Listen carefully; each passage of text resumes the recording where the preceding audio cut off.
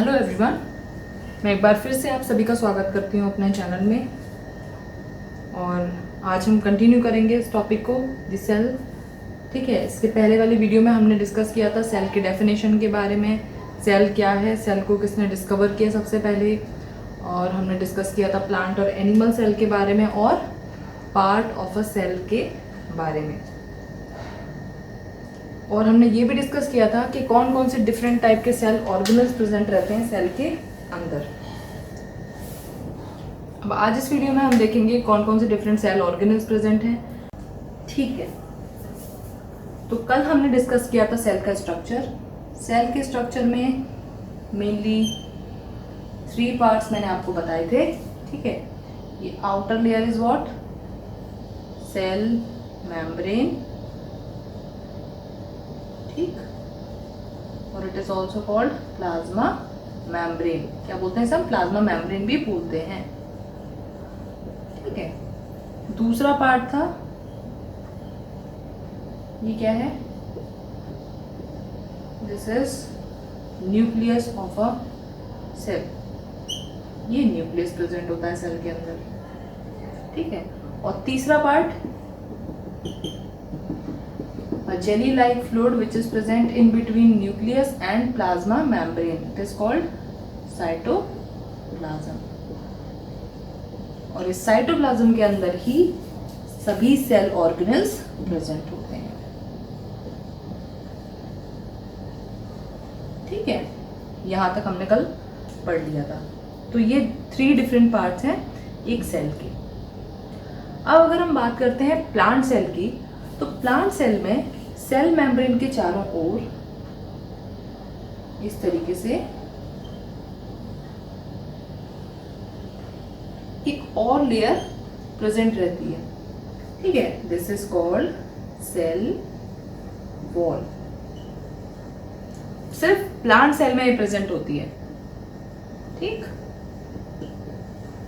Plant cell में plasma membrane के चारों ओर एक और लेयर प्रेजेंट रहती है जिसे हम बोलते हैं सेल वॉल।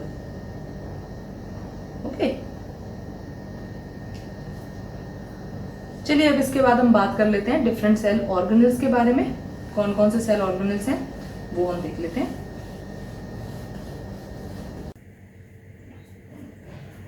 अब हम बात कर लेते हैं सेल ऑर्गेनल्स के बारे में, जो कि कहाँ प्रेजेंट होते हैं, साइटोप्लाज्म के अंदर, सेल के साइटोप्लाज्म के अंदर प्रेजेंट होते हैं। ठीक है, तो मैंने आपको लास्ट वीडियो में बताया था कि सेल ऑर्गेनल्स हैं, इनको 2 पार्ट्स में कैटेगराइज किया गया है, that is membranous cell organelles and non membranous cell organelles. मतलब जो भी सेल ऑर्गेनल मेम्ब्रेन बाउंड है उन्हें रखा गया है मेम्ब्रेनस कैटेगरी में। जो भी सेल ऑर्गेनल बिना मेम्ब्रेन के प्रेजेंट है, those are called non membranous cell organelle. अब मेम्ब्रेनस सेल ऑर्गेनल्स को भी फर्दर डिवाइड किया है। एक तो ऐसे ऑर्गेनल जिसमें सिंगल मेम्ब्रेन से ऑर्गेनल बाउंड है, ठीक है, एक ऐसा जिसमें डबल मेम्ब्रेन प्रेजेंट है। ठीक, तो सिंगल मेम्ब्रेन जो ऑर्गेनल्स हैं, जो सेल ऑर्गेनल्स हैं, वो है endoplasmic reticulum, Golgi body, lysosome and vacuole, 4 हैं। और जो डबल मेम्ब्रेनस है वो है माइटोकॉन्ड्रिया, न्यूक्लियस एंड प्लास्टिड। यही हम देखेंगे कि नॉन मेम्ब्रेनस जो सेल ऑर्गेनल है वो 2 हैं सिर्फ, राइबोसोम एंड लाइसोसोम। ठीक है, अब हम इनके बारे में डिटेल में पढ़ेंगे कि कैसा इनका स्ट्रक्चर है और क्या इनका फंक्शन है, सेल में क्या स्पेसिफिक फंक्शन परफॉर्म करते हैं। तो चलिए शुरू करते हैं एंडोप्लाज्मिक रेटिकुलम से। ठीक है, अब हम बात कर लेंगे सबसे पहले सेल ऑर्गेनल की, दैट इज एंडोप्लाज्मिक रेटिकुलम। ठीक है, सबसे पहले हम बात करेंगे एंडोप्लाज्मिक रेटिकुलम की। इसको हम इस तरह भी लिखते हैं ER। ठीक ना, एंडोप्लाज्मिक रेटिकुलम क्या है, ये कॉम्प्लेक्स नेटवर्क टाइप सिस्टम है जो सेल के अंदर प्रेजेंट होता है। ठीक है, और ये जो एंडोप्लाज्मिक रेटिकुलम है ये एक एंड पर न्यूक्लियस से अटैच होता है एंड दूसरे एंड पर प्लाज्मा मेम्ब्रेन से। ठीक है, it is a network like structure which is present in cell. अब इसके मेन फंक्शंस क्या हैं, इट फॉर्म्स सपोर्टिंग फ्रेमवर्क। ठीक है, सेल के अंदर सपोर्टिंग फ्रेमवर्क फॉर्म करता है ये।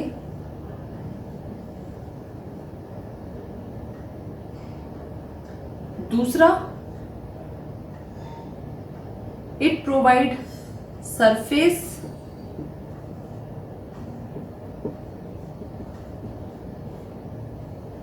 For protein synthesis. ठीक है, मीन्स जो ये एंडोप्लाज्मिक रेटिकुलम है, अगर इस पे राइबोसोम्स बाइंड होते हैं, ओके, इस तरीके से इस पे राइबोसोम बाइंड होते हैं, so in that case ribosome का मेन फंक्शन होता है प्रोटीन सिंथेसिस करना। So in that case endoplasmic reticulum provide surface for protein synthesis. Okay, and third function is intracellular transport.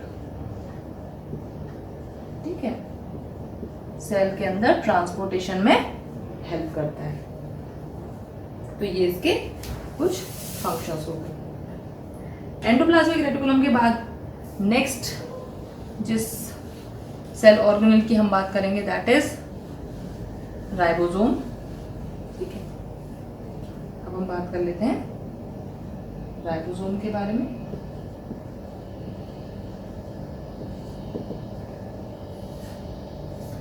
अब राइबोसोम क्या है? ये स्मॉल ग्रेन्यूल लाइक स्ट्रक्चर है जो साइटोप्लाज्म में प्रेजेंट होता है। इस तरीके से छोटे छोटे ग्रेन्यूल्स टाइप स्ट्रक्चर साइटोप्लाज्म में इस तरीके से प्रेजेंट रहते हैं। These are what? राइबोसोम। ठीक है, अब ये इस तरीके से फ्रीली भी प्रेजेंट हो सकते हैं साइटोप्लाज्म में, और दूसरा किस तरीके से प्रेजेंट होंगे? जो एंडोप्लाज्मिक रेटिकुलम में अटैच्ड होंगे इस तरीके से। ठीक, मेन फंक्शन क्या है राइबोसोम का? Function is synthesis of protein. Main function है सेल के अंदर प्रोटीन का सिंथेसिस करना। अब राइबोसोम के बाद तीसरा सेल ऑर्गेनेल जो है that is mitochondria.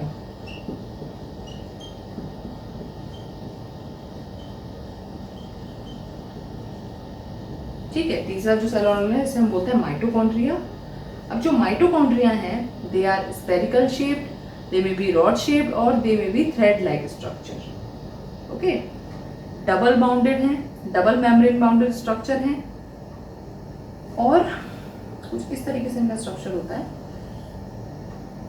Double membrane present है, और इसमें जो इनर मेम्ब्रेन है इससे बहुत सारे फिंगर लाइक प्रोजेक्शंस फॉर्म होते हैं इस तरीके से, जिन्हें हम बोलते हैं क्रिस्टे। ठीक है, इस तरीके से कुछ होता है, ये है finger like projection which are called cristae. अब मेन फंक्शन क्या है माइटोकॉन्ड्रिया का, ये हम देख लेते हैं। So these are the sites where cell respiration occur. क्या होता है यहाँ पे? रेस्पिरेशन का प्रोसेस होता है।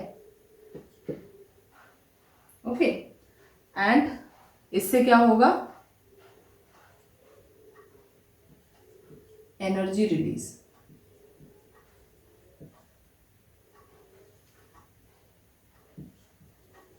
ठीक है, रेस्पिरेशन की प्रोसेस से क्या होगा?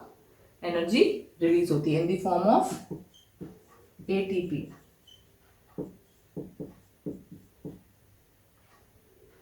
सो इसका मेन फंक्शन अगर हम कहेंगे तो क्या है? To release energy in the form of ATP. So इसीलिए माइटोकॉन्ड्रिया को power house of the cell भी कहा जाता है।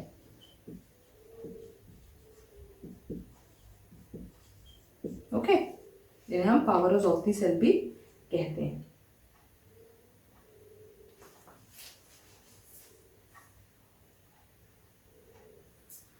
माइटोकॉन्ड्रिया के बाद जो नेक्स्ट सेल ऑर्गेनल है दैट इज गोल्जी बॉडी। ठीक है,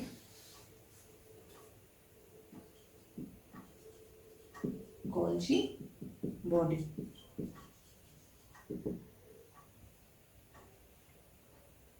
ना ये जो गोल्गी बॉडीज हैं ये भी ग्रेन्यूल्स की फॉर्म में, फिलामेंट्स की फॉर्म में या रॉड शेप की होती हैं, ठीक है।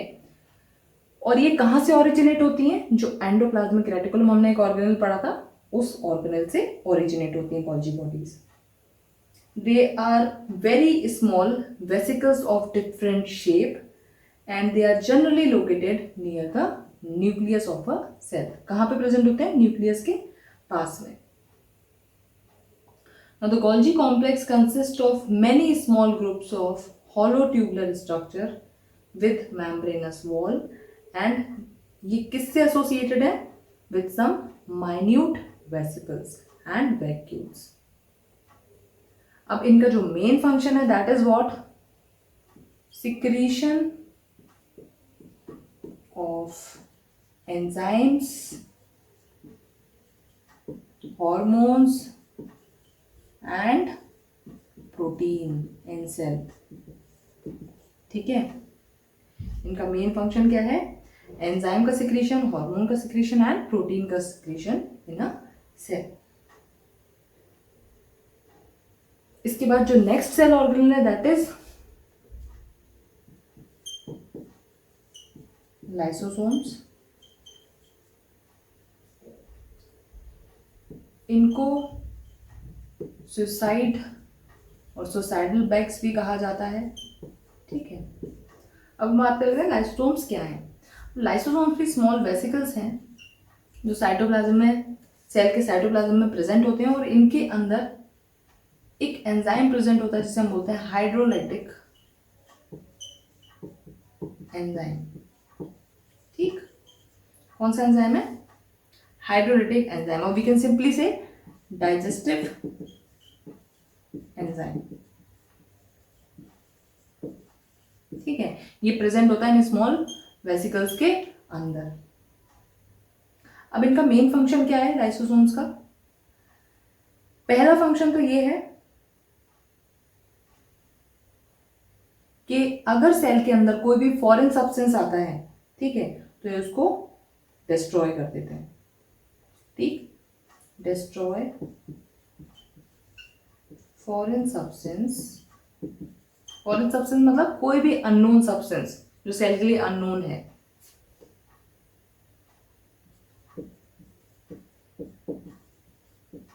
अराउंड देम, ठीक। दूसरा फंक्शन है important function, why they are known as suicidal bag. तो अगर कोई भी सेल जिसमें ये प्रेजेंट है, अगर वो सेल डैमेज हो जाता है, इन दैट कंडीशन ये उस सेल को ही डिस्ट्रॉय कर देते हैं और डिसॉल्व कर देते हैं। किससे? ये जो एंजाइम इसके अंदर प्रेजेंट है उसकी हेल्प से। So that is why they are called suicidal bag. मतलब जिस सेल के अंदर ये प्रेजेंट है दीज लाइसोसोम्स, ये उस सेल को ही डाइजेस्ट करके डिस्ट्रॉय कर सकते हैं। सो destroy